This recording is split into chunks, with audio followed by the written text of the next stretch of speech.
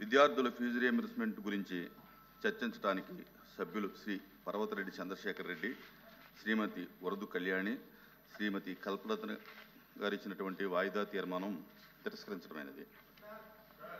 Please నా ఏమి లేదండి, తిరస్కరించిన తర్వాత మీరు కరెక్ట్ కాదు. మీరు అది ఏదైనా ఉంటే కనుక ప్రభుత్వం దృష్టికి వేరే మార్గంలో తీసుకెళ్ళండి. చెప్తారా? అధ్యక్ష, ఇంత సీరియస్ ఇష్యూ అయ్యి ఉంటే బీఎస్సీలో పెట్టాల్సింది, పెట్టలేదు. ఇప్పుడు ఫీ రీయింబర్స్మెంట్ గురించి మాట్లాడుతున్నారు. గత ప్రభుత్వం దిగిన టైంకి ఎంత ఫీ రీయింబర్స్మెంట్ పెండింగ్ ఉంది అధ్యక్ష? 4,000 కోట్లు పెండింగ్ ఉంది. కోవిడ్ అప్పటి నుంచి మీరు పెండింగ్ పెట్టిపోయి మీరు తల్లి ఇది బాగాలేదమ్మా, బాగాలేదు, ఇది బాగాలేదు అధ్యక్ష. కోవిడ్ అప్పుడు 644 కోట్లు ఎగ్గొట్టారు అధ్యక్ష.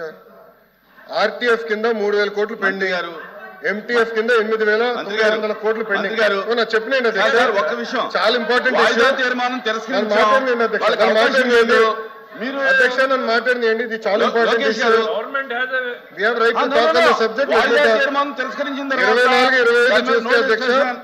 24-25 చూస్తే మన ప్రభుత్వం కూటమి ప్రభుత్వం వచ్చిన తర్వాత 1,200 కోట్లు రిలీజ్ చేశాం.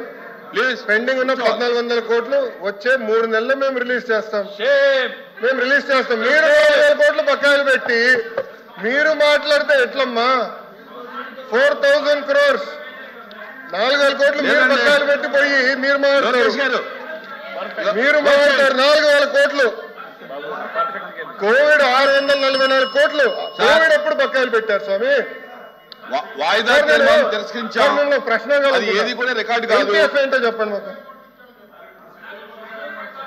కూర్చోండి, దయచేసి కూర్చోండి, ప్లీజ్ కూర్చోండి.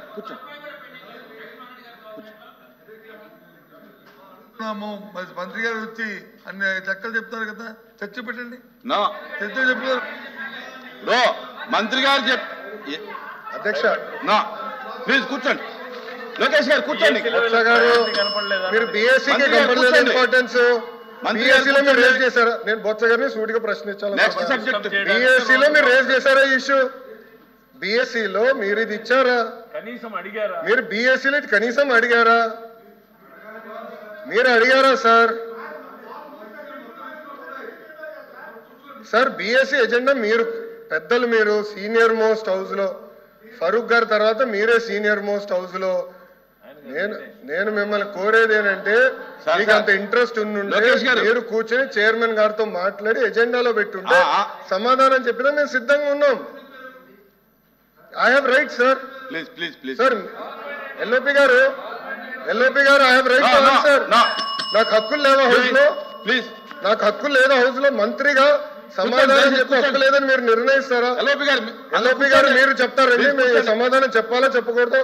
హౌస్ మీరు నడిపిస్తారా ఇక్కడ? How are you dictating terms to me boss? Sir ఇది బాగాలేదు, మీరు నాకు టర్మ్స్ డిక్టేట్ చేయకూడదు. మీరు సమాధానం ఎట్లా చెప్పారని మీరు అన్నారు. ఎట్లా సార్ ఇది బాగాలేదు సార్. నేను జూనియర్ మంత్రి, నా అండర్స్టాండ్. మీ అంత సీనియారిటీ నాకు లేదు. రూల్స్ నాకు తెలుసు. As a minister I have right to answer. Rules లో I have right to answer sir. ఇది ఇరు వర్గాల వాదన. I have right to answer. మంత్రిగా దయచేసి బీఎస్సీలో తీసుకోండి, మాట్లాడుకుని తప్ప. మీరు మంత్రిగా ఉన్నప్పుడు 4,000 కోట్లు బకాయిలు పెట్టిపోయి మీరు మమ్మల్ని అడిగితే ఎట్లా సార్? 4,000 crores పెండింగ్ పెట్టారు. మీరు మంత్రిగా ఉన్నప్పుడు 4,000 కోట్లు బకాయిలు పెట్టిపోయి మీరు మమ్మల్ని అంటారు కాదా? బకాయిలు పెట్టలేదా? ఒక్క నిమిషం, బకాయిలు పెట్టలేదా? మీరు బకాయిలు పెట్టలా సార్? ప్లీజ్ లోకేష్ గారు, సబ్జెక్ట్ మీరు కొంచెం వీక్ చేయాలి. దయచేసి కూర్చోవాలి. 644 కోట్లు కోడప్పుడు బకాయిలు పెట్టారు. 20-21 Q4 683 కోట్లు బకాయిలు. 23-24 Q2, Q3, Q4 1,753 కోట్లు బకాయిలు. మీ టైంలో బకాయిలు పెట్టి ఎంటీఎఫ్ మీ టైంలో 895 కోట్లు బకాయిలు పెట్టి మీరు మమ్మల్ని అడుగుతారు సార్? అందుకే మీరు బీఎస్సీలో తీసుకురావాలా?